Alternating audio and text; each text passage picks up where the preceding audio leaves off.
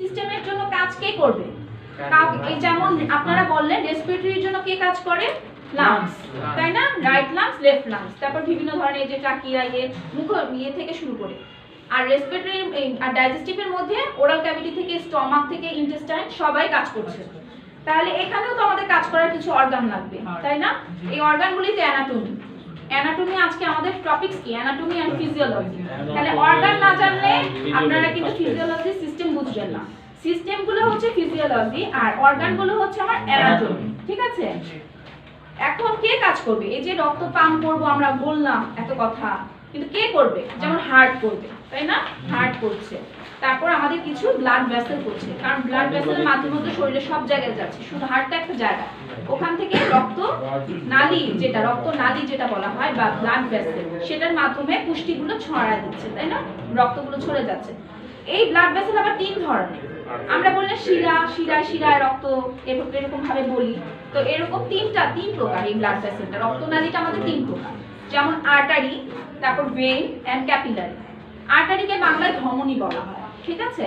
আর ভেইনকে বলা হয় শিরা, আর ক্যাপিলারিকে বলা হয় কৈশিক নালী। যেটাই বলেন আপনারা, বাংলা বলতে পারেন, ইংলিশও বলতে পারেন, যেটা আপনাদের জন্য সহজ হয়। হ্যাঁ, তাহলে ইংলিশে শিখেন আর্টারি, কিন্তু জেনে রাখেন যে অনেক সময় দেখা যায় যে অনেকে বলে যে শিরায় রক্ত বা এরকম বলে, বা শিরায় কি দিবে, মানে ওইগুলো জানার জন্য আপনাদের জানতে হবে যে ভেইনটাকে শিরা বলা হয়, ঠিক আছে? এবং আর্টারিটাকে আমরা কি বলবো? ধমনী বলবো, ঠিক আছে? এবং ক্যাপিলারি হচ্ছে একদম ছোট ছোট সূক্ষ্ম যে এই রক্তনালী, ছোট ছোট সবচেয়ে স্মলেস্ট যেগুলো, সেগুলোকে আমরা বলবো কৈশিক নালী, মানে একদম ছোট, এগুলোকে ইংলিশে বলবো ক্যাপিলারি, ঠিক আছে? বুঝতে পারছেন আপনারা সবাই?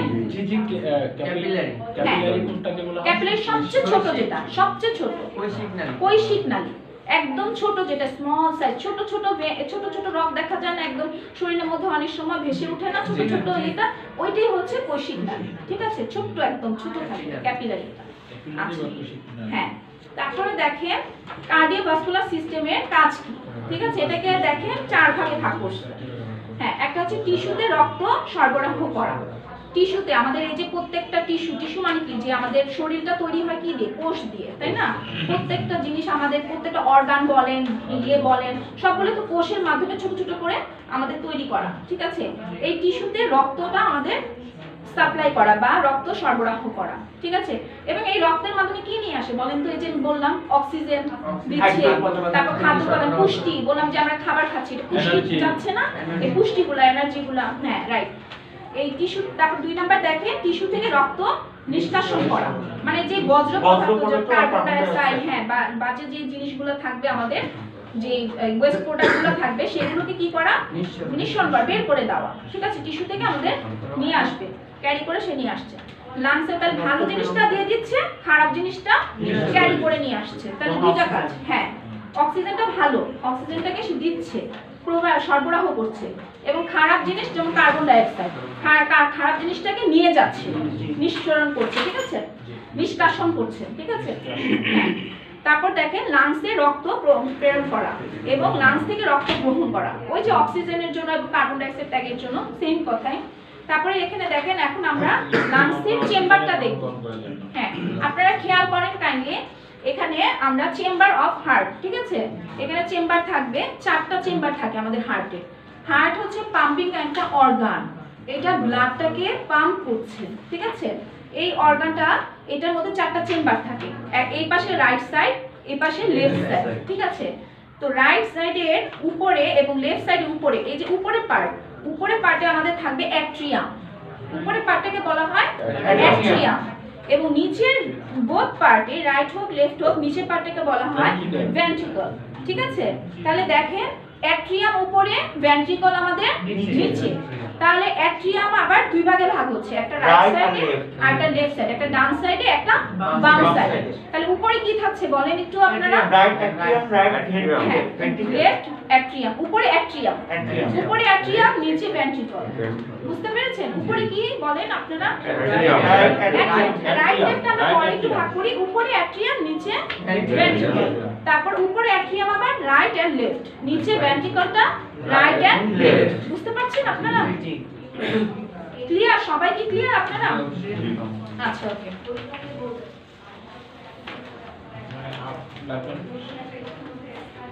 রাইট হার্ট, ঠিক আছে। এই যে রাইট হার্ট, এখন রাইট সাইডের যেটা দেখেন, রাইট যে অংশে রাইট অ্যাট্রিয়াম এবং রাইট ভেন্ট্রিকল নিয়ে গঠন হয় তাকে রাইট হার্ট বলে। মানে আমার পুরাটা রাইট সাইড বুঝাচ্ছে। তো রাইট সাইডের উপরে আছে অ্যাট্রিয়াম, নিচে আছে রাইট ভেন্ট্রিকল। তাহলে আমাদের রাইট হার্ট যদি বলতে বুঝাই কোন সাইড, তাহলে কি কি থাকবে? রাইট অ্যাট্রিয়াম থাকবে, রাইট ভেন্ট্রিকল থাকবে। এবং লেফট হার্ট যদি আমরা বুঝাই লেফট সাইডে, তাহলে কি কি থাকবে? লেফট অ্যাট্রিয়াম আর নিচে লেফট ভেন্ট্রিকল। ঠিক আছে, সবাই বুঝতে পারছেন? পিছনে আপনারা বুঝতে পারছেন? আচ্ছা, okay. Define the right heart and left heart. দেখেছেন, এই দেখেন এখানে একই কথাটা লেখা যে 26 নম্বরে যে অংশে রাইট অ্যাট্রিয়াম এবং রাইট ভেন্ট্রিকল থাকে, ছবিটা মিলালে আপনারা পাবেন। ঠিক আছে, এবং লেফট হার্ট কাকে বলে? যে অংশে লেফট অ্যাট্রিয়াম এবং লেফট ভেন্ট্রিকল নিয়ে গঠিত তাকে লেফট হার্ট বলে। ঠিক আছে, এবং বাম পাশ অবস্থা, লেফট সাইড মানে তো বাম পাশ, তাই না? এটাই লেখা। আচ্ছা, এখন রাইট হার্টের কাজ কি? রাইট হার্টের কাজ হচ্ছে সমস্ত টিস্যু থেকে রক্ত নিষ্কাশন করা এবং লাংসে রক্ত প্রেরণ করা। ওই একই কাজ, হার্টের কাজটা এখানে আসবে। তারপর লেফট হার্টের কাজ কি? রক্ত লাংস থেকে রক্তটা গ্রহণ করা এবং সমস্ত টিস্যুতে রক্ত সাপ্লাই করা বা সরবরাহ করা। ঠিক আছে, আচ্ছা, ওই একই কাজ। হার্টের কাজটা জানলে আপনারা এটা আলাদা করে স্পেসিফিক বলতে পারবেন। আচ্ছা, অ্যাওর্টা এবং ভেনা ক্যাভা কাকে বলে? এখন আমাদের হার্টের মধ্যে অ্যাওর্টা থাকে এবং ভেনা ক্যাভা থাকে। এখন আমাদের জানতে হবে হার্টটা তো হার্টের অ্যানাটমিটা আমরা জানবো, তাই না? যে আমাদের হার্ট, আমরা বলছি রক্তটা পাম্প করে, হার্ট আমাদের কি করে? রক্তটা পাম্প করছে। এখন এই পাম্প করে মানে শরীরে ভালো রক্তটা আমাদের সাপ্লাই করে দিচ্ছে, খারাপ রক্তটাকে নিয়ে আসছে, তাই না? এটাই তো পাম্পিং অ্যাকশনটা হচ্ছে। এখন এইটা করবে যে এই যে সাপ্লাই করবে, এটার জন্য আমাদের কিছু ভেসেল লাগবে না? ব্লাড ভেসেল তো লাগবে বা ইয়ে লাগবে। এটা হচ্ছে অ্যাওর্টা। অ্যাওর্টাটা করছে দেখেন, যে রক্তনালীর মাধ্যমে হার্ট থেকে অক্সিজেন যুক্ত রক্ত আর্টারিতে সাপ্লাই হয় তাকে অ্যাওর্টা বলা হয়। তাহলে আর্টারি, তাহলে কি অ্যাওর্টা কি করছে? দেখেন, হার্ট থেকে আরেকটু বলেন, 28 নাম্বারটা আরেকটু বলেন। 28টা, হ্যাঁ আমি ওটাই রিপিট করছি। অ্যাওর্টাটা কি করছে? অ্যাওর্টা হচ্ছে একটা রক্তনালী। অ্যাওর্টা হচ্ছে আমাদের একটা রক্তনালী। এটা হার্টের মধ্যে থাকে। অ্যাওর্টাটা কোথায় থাকবে? আমাদের হার্টের মধ্যেই থাকবে। এটা কি করছে? এই হার্ট থেকে অক্সিজেন যুক্ত সমস্ত রক্ত আর্টারিতে সাপ্লাই হয়, মানে এই নালীটার মাধ্যমে আমাদের আর্টারিতে চলে যাচ্ছে। ঠিক আছে, রক্ত যাচ্ছে, হ্যাঁ ব্লাডটা যাচ্ছে, হার্টটা পাম্প করছে, রক্তই তো পাম্প করবে, তাই না? হার্টের কাজ কি? রক্ত পাম্প করা। রক্ত পাম্প করা, পাম্প করে কি করছে? সেটা অক্সিজেন যুক্ত যে রক্তটা থাকবে সেটাকে আমার আর্টারির মাধ্যমে শরীরের বিভিন্ন জায়গায় পৌঁছে দিচ্ছে। হ্যাঁ, সেটাই হচ্ছে অ্যাওর্টা। এই কাজটা কে করছে? অ্যাওর্টা। তাহলে অ্যাওর্টা কিন্তু আমাদের ভালো কাজ করছে। অ্যাওর্টা কি ভালো কাজ করছে না খারাপ কাজ করছে? ভালো কাজ করতেছে, কারণ সে অক্সিজেন যুক্ত, অক্সিজেন তো আমাদের শরীরের জন্য খুব দরকার, তাই না? সেটা আমাদের সে সাপ্লাই করছে। আর ঠিক আছে, ভেনা ক্যাভাটা কি করছে? দেখেন, সমস্ত ভেইনে কার্বন ডাই অক্সাইড যুক্ত রক্ত হার্টে ফিরে আসে এই ভেনা ক্যাভার মাধ্যমে। তাহলে কার্বন ডাই অক্সাইড, ভেনা ক্যাভাও কিন্তু কাজ করছে। সে কি করছে? শরীরের ভিতর থেকে যে কার্বন ডাই অক্সাইড যুক্ত রক্তটাকে সেটাকে হার্টে নিয়ে আসছে, যেন হার্ট আবার পাম্প করবে, পাম্প করে তখন কার্বন ডাই অক্সিজেন যুক্ত রক্তটাকে এক্সচেঞ্জ করে সে সাপ্লাই করছে। ঠিক আছে, আচ্ছা, ভেনা ক্যাভার হচ্ছে আবার দুইটা অংশ থাকে। ঠিক আছে, সুপিরিয়র ভেনা ক্যাভা এবং ইনফিরিয়র ভেনা ক্যাভা। এক্সকিউজ মি, একটু সাইলেন্ট করুন।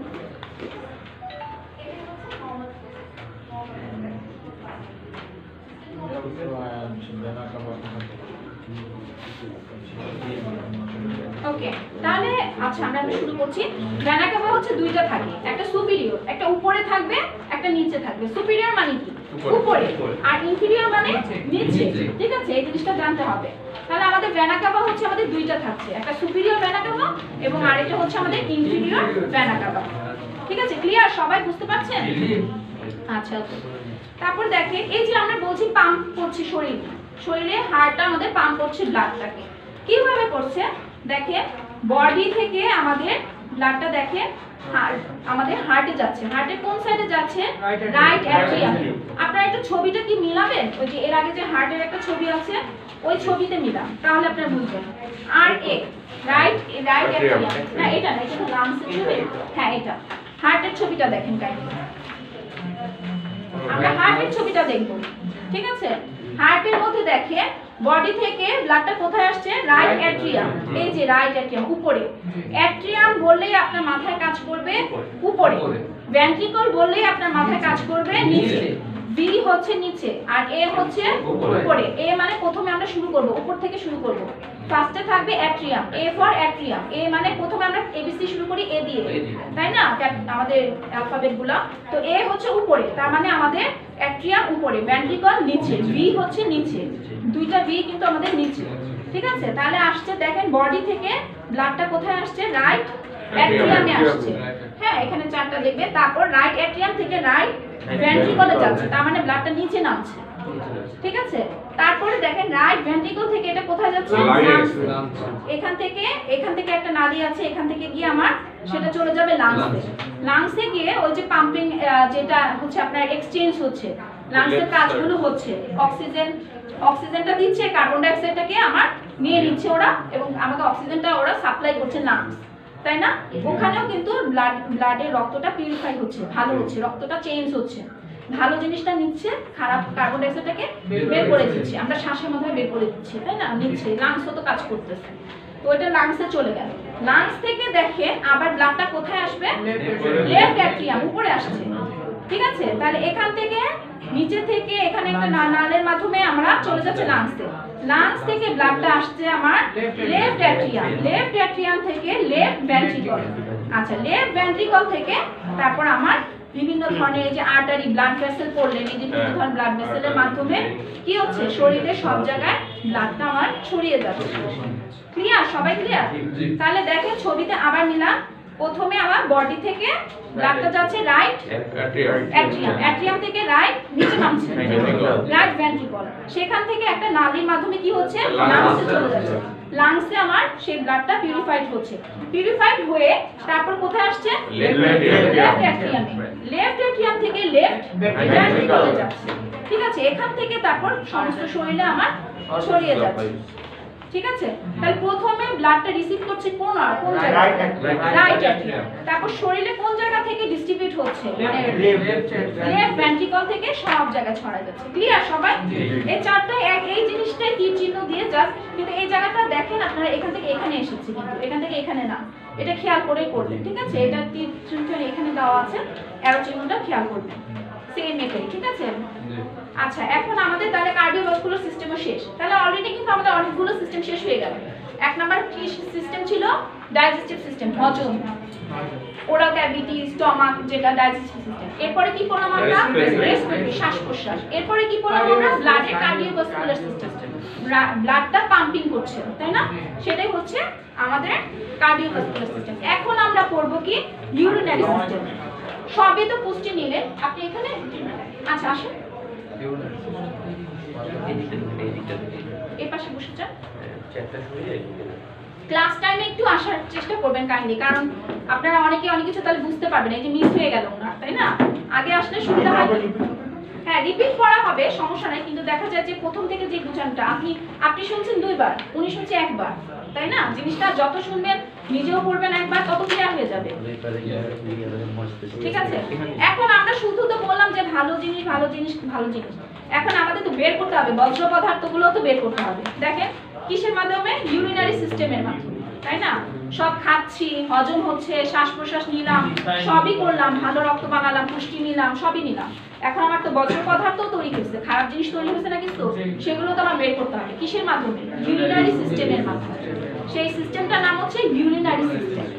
আচ্ছা, যে সিস্টেম দ্বারা ইউরিন তৈরি হয়, প্রস্রাব, ইউরিন মানে প্রস্রাবটা, ঠিক আছে? ইউরিন জমা থাকে, ইউরিনটা তো জমাও থাকতে হবে একটা জায়গায়, তাই না? তারপর ইউরিন দেহ থেকে ইউরিনটা বের হয়ে যায়, সেই সিস্টেমটাকে বলা হয় ইউরিনারি সিস্টেম। ঠিক আছে, আচ্ছা ইউরিনটা তৈরি হয় রক্ত থেকে, ওই যে বজ্র পদার্থ বললাম, যেটা খাবার খেয়ে যেটা আমাদের লাস্ট যেটা থাকবে সেটাই তো বজ্র হচ্ছে, সেটা লিকুইড হচ্ছে, একটা আমাদের ফরম্যাট হচ্ছে, তাই না? একটা ইউরিন হচ্ছে, একটা স্টুল হচ্ছে, সেটাই।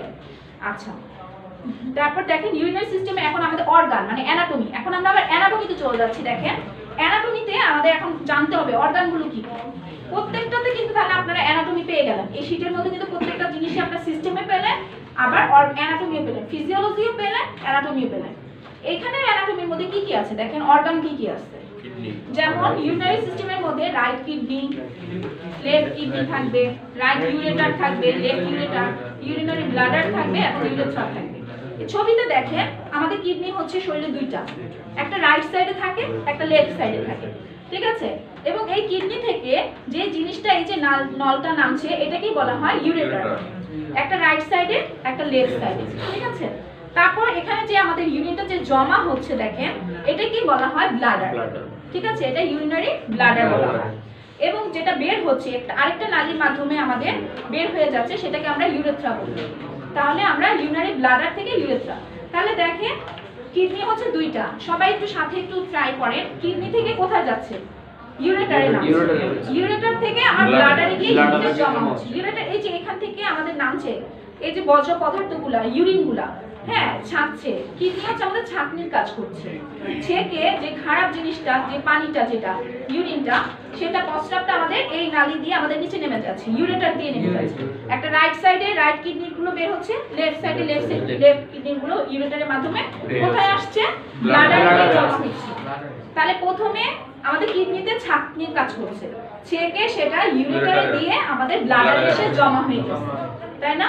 আমরা বলি না যে আলট্রাসোনোগ্রাফি করতে গেলে ব্লাডার ফুল হতে হয়, এই সেই ব্লাডার, ঠিক আছে?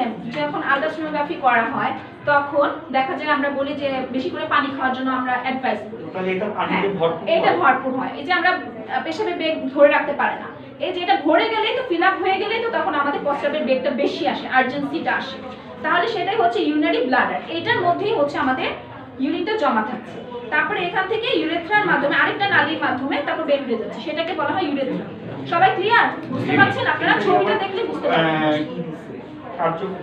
হ্যাঁ, এরপরে আমরা ফাংশনে আসব। মূত্র তৈরি করা, মূত্র জমা করা, দেহ থেকে হ্যাঁ, তাহলে আমাদের ইউরিনটা তৈরি করা, তাই না? ইউরিনটা তৈরি হচ্ছে ছাঁকনির মাধ্যমে, কিডনির মাধ্যমে ছাঁকা হচ্ছে, ছেঁকে সেটা তাহলে ইউরিনটা তৈরি হচ্ছে, তাই না? বজ্রটাই তো হচ্ছে তৈরি হয়ে আমাদের সেটা আসছে, সেটা মূত্র তৈরি করা, ইউরিনটা তৈরি করা এবং মূত্র জমা করে রাখা। জমা করছে কে? দেখেন ব্লাডারে আমাদের জমা হচ্ছে।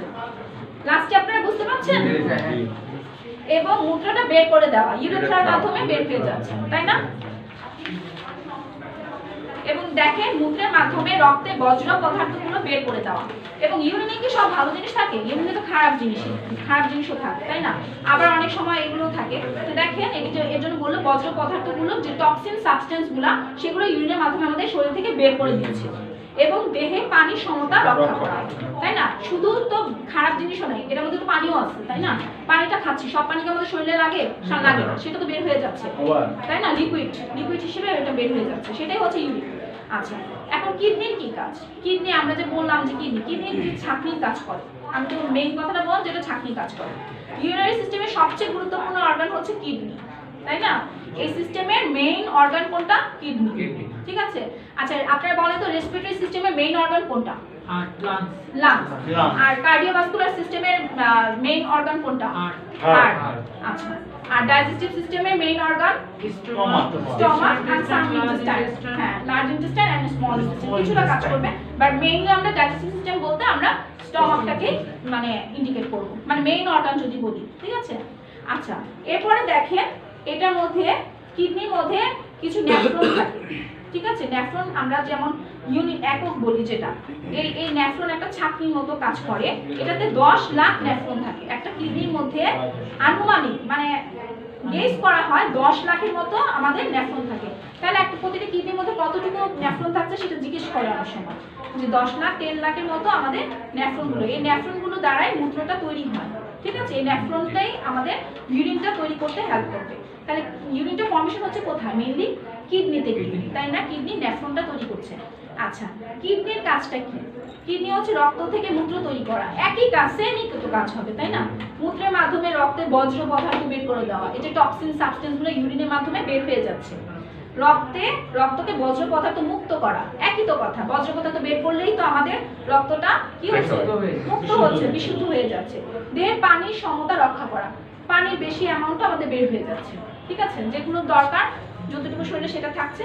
তারপরে দেখেন কিডনির ছবি। কিডনি হচ্ছে কি একটা আমাদের বিনের মতো, বিন মানে হচ্ছে সিমের বিচি, আমরা বলি না সিমের বিচিকে ইংলিশে বিন বলা হয়, সেটা হচ্ছে বিন।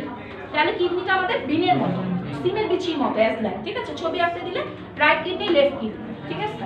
এবং লাংসও কিন্তু আমাদের দুইটা, ঠিক আছে? ম্যাম আজকে এটুকু পর্যন্তই থাকুক, পুরোটা শিখতে হবে। আচ্ছা, আপনারা দরকার লাগলে আমরা রিপিট করলাম, আর দিন তো ক্লাস থাকবে, তখন আপনারা রিডিং করবেন, গিয়ে আপনারা ক্লাস শেষ করেন। আপনাদের কি 1 ঘন্টা হয়ে গেছে? কিডনির এই চ্যাপ্টারটা শেষ করুন না, হ্যাঁ, এটা শেষ করি আর কি। শেষ করেন বা এই যে আবৃত্তি পেজ আছে এটা শেষ করে দেন। আপনার এখন কয়টা বাজে? তো কাইন্ডলি এখন বাজে 10:15। 10:10 আর 15 মিনিটস আমরা আলোচনা করি। Yes, yes. আলোচনা করি যতটুকু আগানো যায় আগানো গেল, তারপর দেন আবার রিপিট করলাম, ঠিক আছে? আবার রিপিট করলে আপনাদেরই সুবিধা হবে পড়তে। আপনারা বাসায় গিয়ে আরেকবার দেখেন, নিজেরাও দেখেন। আমি তো একবার বলে দিলাম ইজি ওয়েতে, বাসায় আপনারা পড়তে নিজেরাও একটু হবে। মিলাতে হবে। নিজেরা বললে তারপর ছবিগুলো আঁকলে আরো ক্লিয়ার হয়ে যাবে, তখন কনসেপশন একদম ক্লিয়ার হয়ে যাবে যে কোন সিস্টেমে কি কাজ হচ্ছে। জি জি।